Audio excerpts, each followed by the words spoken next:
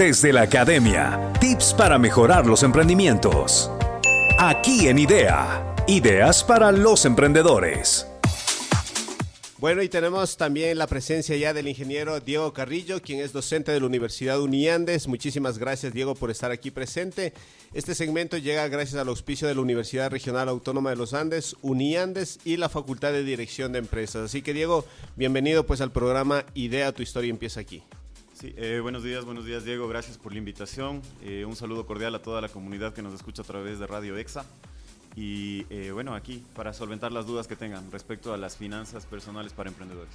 Ok, vamos a topar un tema súper importante de todo lo relacionado a finanzas personales, que es muy necesario para los emprendedores, que es muy necesario que ellos puedan conocer cosas adicionales de que las finanzas tienen que llevarse de manera adecuada. Cuéntanos cómo llevar de las finanzas personales a las finanzas también de un emprendedor aquí en Radio Extrema.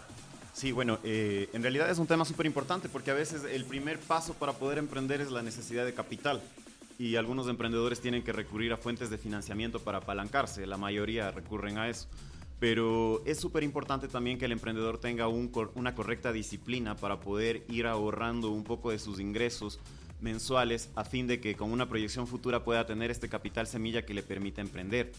Entonces, yo pienso que lo primero que se tiene que hacer es procurar cambiar nuestros paradigmas mentales. Sí, generalmente todas las personas a veces como que nos impone un sistema en el cual pues el paradigma es tener y luego ser. Es decir, a veces tenemos que tener el carro, tener el viaje, tener la ropa para ser felices. Entonces, la primera cuestión es cambiar esa dimensión mental en el cual primero queremos o primero tenemos que ser agradecidos por lo que tenemos, ¿sí? No en el sentido de conformismo y mediocridad, sino en el sentido de apreciar lo que tienes en tu vida, tu familia, tus amigos, tu salud, y en función de esa gratitud, ¿no es cierto?, comenzar a construir un futuro sobre la base de hábitos sólidos. Entonces, esta transición de paradigma es súper importante, ¿no? Porque si tú afianzas tu felicidad en las cosas materiales, no importa el ingreso que tengas, siempre vas a tener esa inconsistencia. Pero el momento en el que tú eres grato por lo que tienes y pasas a ese paradigma de primero ser para luego tener, ¿no es cierto? Entonces estás teniendo una mayor consistencia. El éxito no es solo dinero, el éxito son varias dimensiones. Y esto es algo que yo siempre les digo a mis alumnos en clases, ¿no? Si tú solamente buscas el dinero, entonces a lo mejor te vas a descuidar de otras dimensiones como la salud, como la dimensión social, como la dimensión mental. Entonces, todas esas dimensiones, ¿sí?, nos apoyan a nosotros para nosotros poder progresar como personas. Bueno, una vez que ya tienes este cambio de paradigma, ¿no es cierto?, y ya te preocupas de ser primero para luego tener, entonces el dinero es una consecuencia de lo que haces bien. Y uno de los pasos para poder tener este éxito en el nivel financiero es tener una disciplina súper fuerte. Uno de los métodos para poder alcanzar este éxito, ¿no es cierto?, es este de los 5 tarros de los judíos, ¿sí? Okay. Entonces, el pueblo judío, ¿sí?, tiene una tradición de ser muy exitoso en los negocios. A veces, bueno, se piensa, ¿no es cierto?, que es por algún tipo de bendición divina, pero no, en realidad tiene mucha disciplina, ¿sí? En realidad tiene mucha disciplina y a sus hijos les enseñan desde pequeños a cultivar estos hábitos de cómo manejar el dinero. Entonces, para eso, desde niños, les enseñan a guardar el dinero en 5 tarros diferentes. El primer tarro, ¿sí?, equivale al 10% de tus ingresos y va para la gratitud y la donación, ¿sí?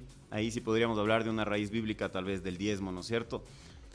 Ayudar a los que más necesitan para que la vida te retribuya, ¿no? Porque siempre los empresarios, tú te das cuenta, grandes empresas tienen también sus fundaciones y empresarios también pues siempre están apoyando. Entonces considero, y hay emprendedores también que por más pequeño que tú seas, a veces dices, no, es que no puedo apoyar a tal persona o no puedo apoyar a tal iniciativa. Pero todos podemos apoyar porque estamos aquí también para dar esa posibilidad de apoyo que también es, a veces viene una retribución hacia nosotros también. Sí, ¿no es cierto? Correcto. O sea, las más grandes empresas se desarrollan no solamente en el ámbito de las finanzas y la rentabilidad desde el punto de vista de los accionistas, sino también desde el punto de vista de la responsabilidad social. Y la responsabilidad social tiene 3 niveles. La responsabilidad legal, que es pagar los impuestos, cumplir con las leyes respecto a los trabajadores. Así que paguen los ¿no es impuestos, cierto? señores. Sí, auspiciado por el SRI ese mensaje, ¿no? Auspiciado por el SRI. Ok, luego está también la responsabilidad social, que es atenuar los impactos que tú tienes en el medio en el cual compites, ¿no? Por ejemplo, miren, los restaurantes, los negocios turísticos, por ejemplo, procurar tener, por ejemplo, parqueaderos, atenuar el ruido para que los vecinos no tengan que sufrir las consecuencias de tu giro de negocio, ¿no? O que te llamen tal vez y luego te digan, llamen a la policía, están haciendo bulla. Exacto, que te pongan ahí el letrero, cuide sus llantas, ¿no es cierto? Sí, entonces, ahí va el ámbito de responsabilidad social, ¿sí? Por ejemplo, un pequeño emprendedor podría clasificar su basura, ¿sí? Podría ver cómo atenúa los impactos que genera su giro de negocio, ¿ya? Para no ser repetitivo. Y luego está la implicación social, que ya tiene que ver con esto de trascender a la sociedad más allá de tu giro de negocio, ¿no? O sea, ya tiene que ver con proyectos, como tú dices, fundaciones, a veces empresas que no tienen nada que ver, por ejemplo, con niños de la calle, con pobreza infantil, con jóvenes que están en drogas, tienen fundaciones para ayudar en ese tema social. Entonces, este primer tarro es este 10% para la donación, ¿no es cierto? Para no digamos caridad, sino para ayudar a la sociedad y a la gente que más lo necesita, ¿no? Entonces, y bueno, hay un libro de Stephen Covey que habla de la ley de la abundancia, ¿no? O sea, mientras tú piensas en abundancia, ¿sí? Generas ese flujo de dinero que viene a veces con una mano invisible, ¿sí? Ok, entonces, aparte de que construyes una marca que tiene responsabilidad social y la gente agradece eso, ¿no es cierto? Luego tienes un segundo tarro, ¿sí? Que en este caso se utiliza para el ahorro, ¿sí? El otro 10% tiene que ser un constante ahorro, ¿sí? Entonces, no importa cuánto tú ganes, tienes que procurar ahorrar al menos el 10% de tus ingresos de manera constante. Ese 10%, que al inicio puede ser una cantidad muy pequeña, ¿sí? En el tiempo se puede ir acumulando y puede generar un primer capital semilla, ¿sí? Especialmente si tú lo sabes trabajar desde el punto de vista de la disciplina y de mantenerlo con un enfoque de crecimiento, ¿ya? Entonces, este segundo tarro tiene que ver con generar capital. Luego viene un tercer tarro en el cual el 20% de lo que tú obtienes, ¿sí? Es para invertir, ¿ya? Entonces, si tú, por ejemplo, generas $1,000 mensuales o tienes un ingreso de $1,000 mensuales, al menos $200 tienen que irse hacia un destino en el cual tú le vas a hacer trabajar al dinero, ¿sí? Tú le vas a hacer trabajar al dinero e inclusive este 20%, cuando ya se ha generado un capital suficiente, este método recomienda dividirlo al menos en 2 partes, ¿sí? El uno en ingresos pasivos, es decir, puede ser inversiones en pólizas a largo plazo, compra de acciones, y el otro en emprendimientos, porque todo emprendimiento lleva un riesgo, ¿no es cierto? Y a veces es un juego de ensayo y error. A veces no sabes cómo va a reaccionar el mercado, a veces no sabes si los proveedores te van a funcionar bien, a veces no sabes si por ahí alguna cuestión legal o alguna cuestión como la pandemia te va a caer de sopetón. Pero no estás poniendo todos los huevos en una canasta, sino apenas la mitad del 20% de todos tus ingresos. Y si es que los tienes acumulados, pues en el caso de que tengas algún imprevisto, tampoco es que estás arriesgando todo tu patrimonio, ¿sí? Un otro tarro, el cuarto tarro, es otro 10% para imprevistos, ¿sí? Se te puede dañar el carro, te pueden robar la casa, te pueden robar el celular cuando estás por la calle, especialmente en esta época en nuestro país, ¿no es cierto? Entonces siempre hay que ser previsivos y tener un 10% para cubrir cualquier emergencia. Y finalmente el quinto tarro, el 50% sobrante es para los gastos mensuales, ¿no? Los gastos mensuales que tienen que ver con las compras de supermercado, el pago de luz, agua, teléfono. Entonces algunas personas van a decir, ok, no tenemos los ingresos suficientes para poder cubrir el arriendo y todo lo que tiene que ver con compras de supermercado y todo eso. Ok, entonces comencemos al menos, ¿sí? Por gastar el 80% y ahorrar el 20%, ¿sí? Ese 20% acumulado me va a permitir con el tiempo tener algo de capital para poder invertir en estas 2 fuentes, ¿no? El ingreso pasivo a través de las inversiones a corto, mediano y largo plazo, y también la compra de acciones o también puede ser la otra mitad de este capital, ¿no es cierto?, para emprender, para comenzar con pequeños emprendimientos. Ok, vamos a seguir todavía conversando con Diego Carrillo, quien es docente de la Universidad Uniandes, así que regresamos aquí. Qué gusto también escuchar el tema del ahorro y el tema de finanzas personales y esta gran historia de los 5 tarros que tal vez te sirve como posibilidad de que tú puedas seguir ahorrando, invertir y que sepas adecuadamente organizar tus finanzas personales. Así que regresamos aquí en Radio Extrema.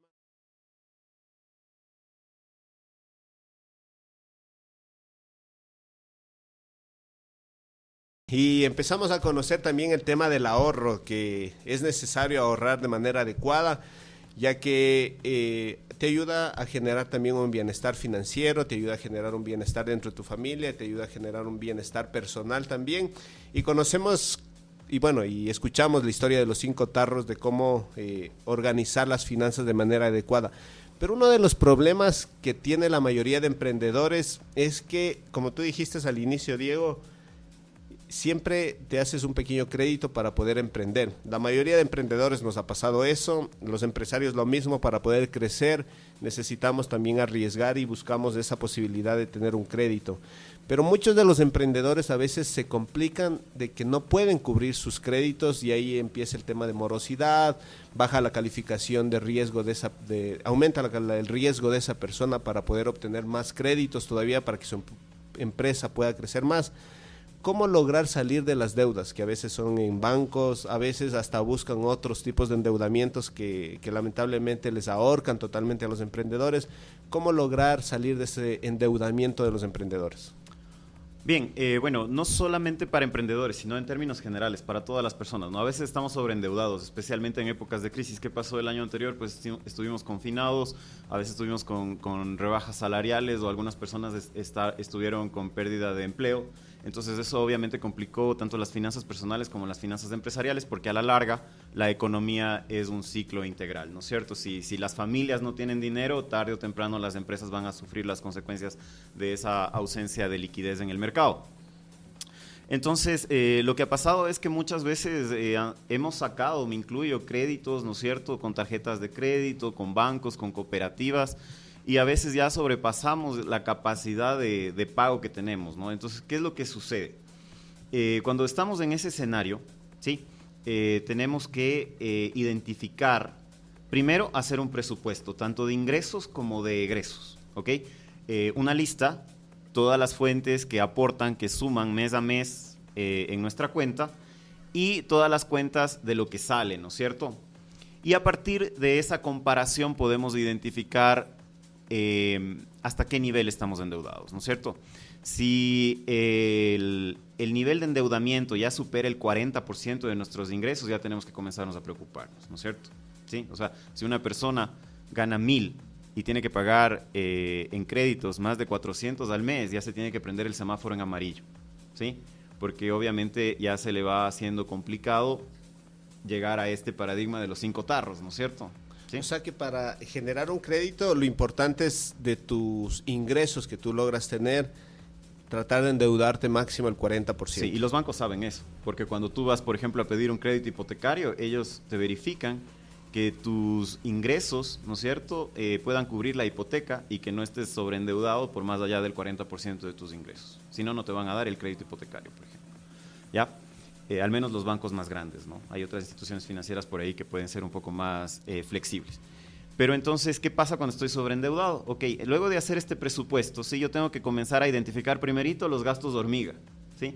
¿Qué son los gastos hormiga? Son aquellos pequeños gastos de $1, $5, $10, $15 mensuales, pero que sumados entre todos hacen un gran elefante, ¿ya? Entonces, por ejemplo, si tienes la cuenta de Spotify, si tienes, bueno, pero la publicidad, ¿no? Ya les han de llegar acá la cuenta de la publicidad, de los avisos comerciales, pero si tienes los $4 mensuales de Spotify, los otros del streaming 1, del streaming 2, más la cuenta del TV cable, más la cuenta del internet, más el plan celular, se hace un gran elefante, ¿no? De $15 en $15 o de $5 en $5 terminas con un presupuesto de $150, $200 al mes que pagar. Entonces, son cosas que a veces ni siquiera son indispensables, ¿no es cierto? Entonces, podríamos empezar a recortar gastos en función de identificar estos pequeños gastos hormiga, ¿ya?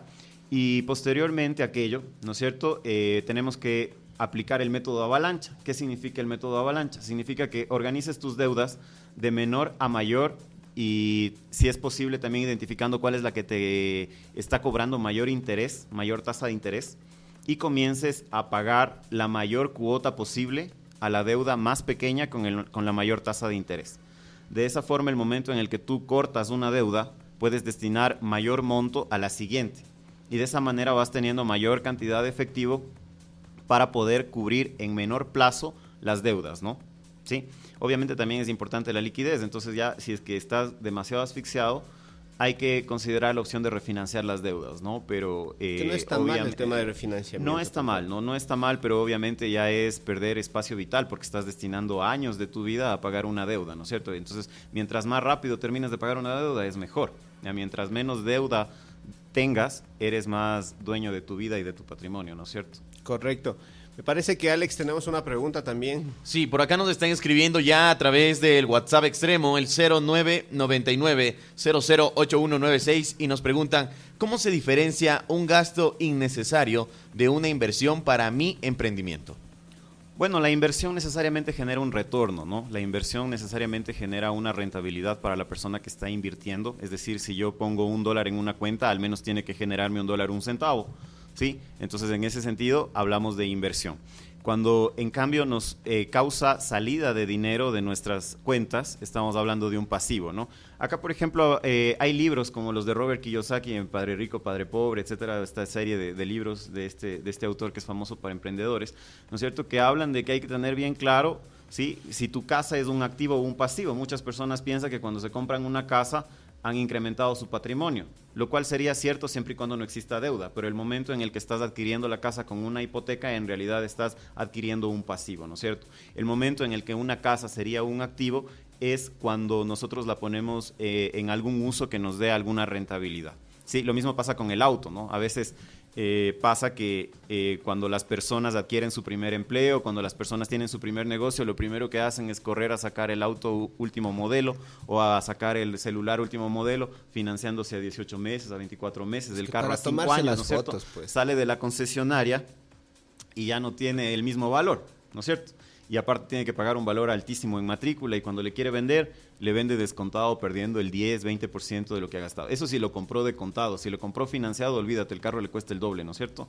Entonces hay que tener conciencia de que el carro es un pasivo mientras tú no le des un uso que te genere una ganancia, ¿no? Si tú solamente te compras el carro porque es confortable y porque para que tus amigos lo vean o para darte una vuelta por sí, Ficoa. exacto, ya. Entonces ahí estás en un paradigma equivocado, ¿sí? Hay muchos motivadores y muchos empresarios, ahorita se me escapa el nombre, pero hay un empresario muy famoso de México, de origen japonés, que dice que siempre tienes que vivir por debajo del nivel de tus ingresos, ¿no? O sea, acomodar tu vida por debajo de tu nivel de ingresos. Y eso independientemente de que ganes 1,000 o de que ganes 10,000. Porque a veces, como dije al inicio, ¿no es cierto?, si vivimos en el paradigma del tener para hacer, no importa si ganas 1,000, 2,000, 3,000, 10,000, igual siempre vas a estar en lo que Kiyosaki denomina la carrera de ratas, o sea, solamente en un continuo pagar deudas, porque te endeudaste para comprar cosas pensando que las cosas te iban a hacer feliz, y la verdad es que las cosas no te hacen feliz, sino que te terminan haciendo más infeliz porque generas deudas que no te dejan dormir de noche.